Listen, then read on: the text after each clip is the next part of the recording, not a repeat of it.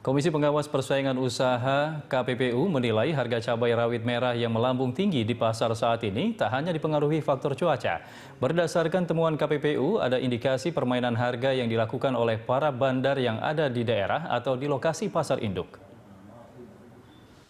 Pemerintah telah berusaha untuk menekan harga cabai rawit merah, namun harga cabai rawit merah hingga saat ini dijual seharga Rp150.000 hingga Rp160.000 per kilogram. Ketua Komisi Pengawasan Persaingan Usaha Syarkawi Rauf mengatakan produksi cabai di petani menurun 30% hingga 50% karena adanya faktor cuaca yang terus-menerus hujan yang menyebabkan produksi menurun. Namun demikian, dengan mempertimbangkan faktor tersebut, seharusnya harga cabai tidak mencapai setinggi harga yang ada saat ini.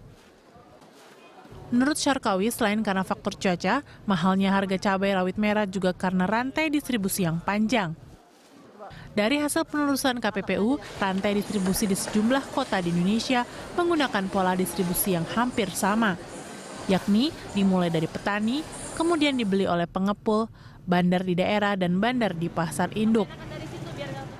Setelah dari bandar di pasar induk, barulah cabai masuk ke agen dan dijual ke para pedagang pengecer yang akhirnya menjual ke konsumen. KPPU mengindikasikan adanya pengaturan pasokan di level bandar, karena adanya jumlah pelaku pasar yang sedikit ketika rantai distribusi sampai di level ini. Sementara itu, Menteri Koordinator Bidang Perekonomian Darmin Nasution mengatakan salah satu cara untuk menekan harga cabai rawit yang sedang melambung tinggi di berbagai daerah adalah dengan mempermudah distribusi barang.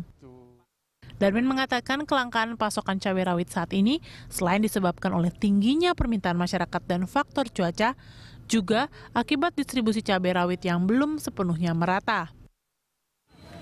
Hingga saat ini pemerintah pun belum mengeluarkan opsi untuk mengimpor cabai, mengingat karakter masyarakat Indonesia yang lebih senang dengan cabai segar lokal karena rasanya yang pedas. Tim Liputan, Berita 1.